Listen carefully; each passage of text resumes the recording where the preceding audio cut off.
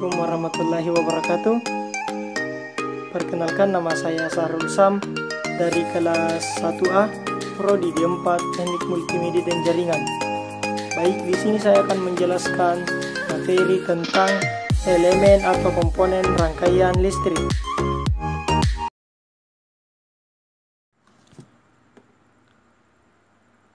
Rangkaian listrik arus arah. Submateri elemen rangkaian listrik.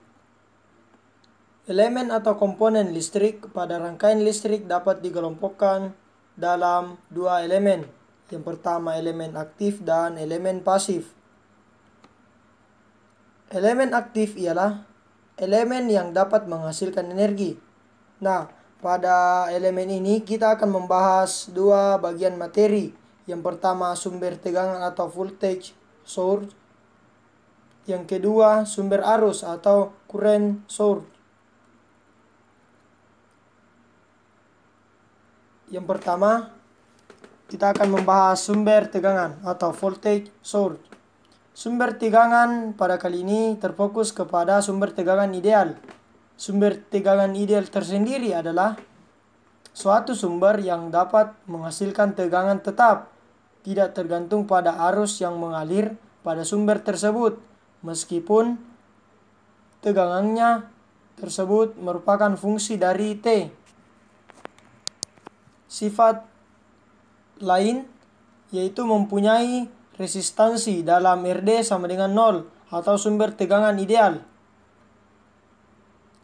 Sumber tegangan ideal ini terbagi menjadi dua. Yang pertama sumber tegangan bebas atau independent voltage source. Sumber ini ialah sumber yang dapat menghasilkan tegangan tetap, tetapi mempunyai sifat khusus, yaitu harga tegangannya tidak terlalu bergantung pada harga tegangan atau arus lainnya. Artinya, nilai tersebut berasal dari sumber tegangan dia sendiri. Simbolnya ada pada gambar. Nah, yang kedua, sumber tegangan tidak bebas atau dependent voltage source, yaitu sumber tegangan yang mempunyai sifat khusus, yaitu harga tegangan bergantung pada harga tegangan atau arus lainnya. Simbolnya dapat dilihat dari gambar. Yang kedua, sumber arus atau current source. Sumber arus pada kali ini kita terfokus lagi kepada sumber arus ideal. Sumber arus ideal tersendiri ialah sumber yang menghasilkan arus yang tetap, tidak tergantung pada tegangan dari sumber arus tersebut. Mempunyai sifat lain, yaitu mempunyai nilai resistensi dalam RD sama dengan tak terhingga atau sumber arus ideal. Nah, sumber arus di sini terbagi lagi. Yang pertama sumber arus bebas atau independent current source, yaitu mempunyai sifat khusus, yaitu harga arus bergantung pada harga tegangan atau arus lainnya. Simbolnya dapat dilihat pada gambar. Nah, yang kedua, sumber arus tidak bebas atau dependent current source. Nah, sumber arus kali ini dia mempunyai sifat khusus, yaitu harga arus bergantung pada harga tegangan atau arus lainnya. Simbolnya dapat dilihat pada gambar. Nah, yang kedua, elemen pasif. Elemen pasif ialah elemen yang tidak dapat menghasilkan energi. Pada elemen pasif, kita akan membahas tiga bagian materi. Yang pertama resistor, yang kedua induktor, yang ketiga kapasitor. Nah, elemen pasif yang pertama yaitu resistor. Resistor sering juga disebut dengan tahanan, hambatan, penghantar atau resistansi. Nah, resistor mempunyai fungsi sebagai penghambat arus, pembagi arus, dan pembagi tegangan. Nilai resistor dari hambatan jenis bahan resistor itu sendiri atau tergantung dari bahan pembuatannya. panjang resistor itu sendiri dan luas penampang dari resistor itu sendiri. Secara sistematis dapat dituliskan R sama dengan Rho dikali I per A,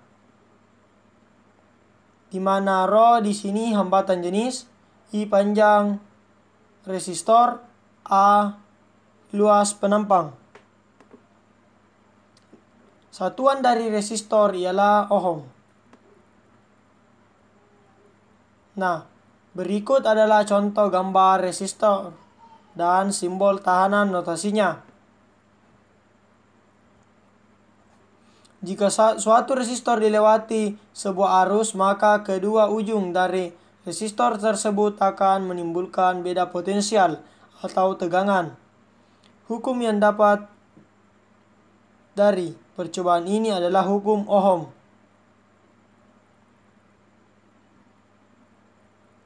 Nah, di mana kita lihat V R sama dengan IR atau I dikali R. Nah, daya pada resistor. Daya pada resistor di sini adalah daya yang diserap pada resistor dapat dihitung dengan hubungan PR sama dengan VR dikali IR sama dengan I dikali 2R dikali R sama dengan V 2 per R dikali G sama dengan V pangkat 2R per R. Di sini R bernilai positif, maka daya selalu positif berdasarkan konvensi pasif atau Hak berarti bahwa resistor selalu menyerap daya. Nah, yang kedua kapasitor. Kapasitor sering juga disebut dengan kondensator atau kapistansi. Kapasitor mempunyai fungsi untuk membatasi arus DC yang mengalir pada kapasitor tersebut dan dapat menyimpan energi dalam bentuk medan listrik. Nilai suatu kapasitor bergantung dari nilai permitivitasnya, bahan pembuatan kapasitor, luas penampang dari kapasitor tersebut, dan jarak antara dua keping penyusun dari kapasitor tersebut.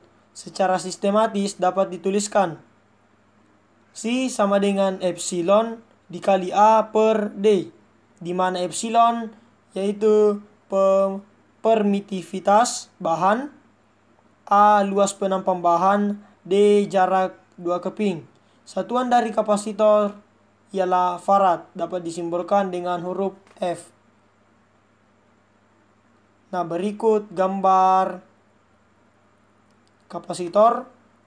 Di sini kapasitor lagi terbagi-bagi. Nah, simbol kapasitor di sini ada kapasitor polar, kapasitor tatlum, dan kapasitor elektrolit.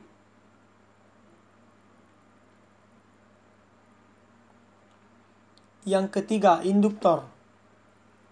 Induktor seringkali disebut sebagai induktansi, lilitan, kumparan, atau belitan. Pada induktor mempunyai sifat dapat menyimpan energi dalam bentuk medan magnet. Satuan induktor ialah Henry, dapat disimbolkan dengan huruf H.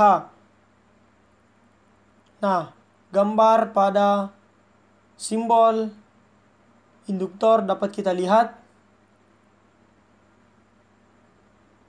Nah, induktor adalah elemen dinamik yang berbasis pada variasi medan magnet yang dapat ditimbulkan oleh arus.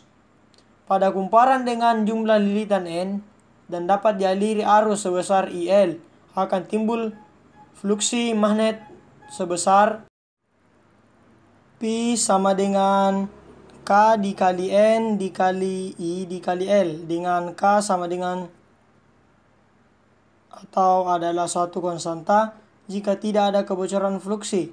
Fluksi ini akan memberikan fluksi lingkup sebesar lambda sama dengan N dikali Pi sama dengan K dikali N pangkat 2 dikali I dikali L.